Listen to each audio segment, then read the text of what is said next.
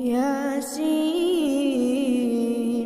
والقرآن الحكيم إنك لمن المرسلين على صراط مستقيم تنزيل العزيز الرحيم لتنذر قوما ما أنذر آباؤهم فهم غافلون لقد حق القول على أكثرهم فهم لا يؤمنون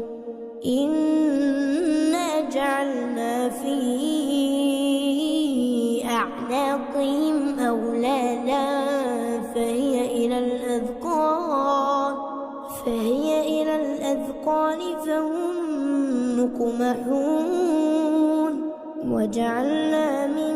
بين أيديهم سدا ومن خلفهم سدا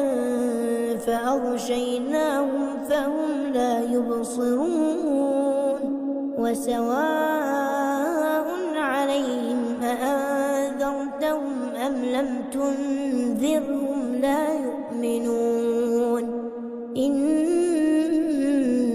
تنذر من اتبع الذكر وخشي الرحمن بالغيب فبشره بمغفرة وأجر كريم إنا نحن نحيي الموتى ونكتب ما قدموا وآثارهم وكل شيء أحصيناه في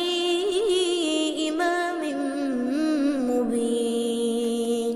واضرب لهم مثلا أصحاب القرية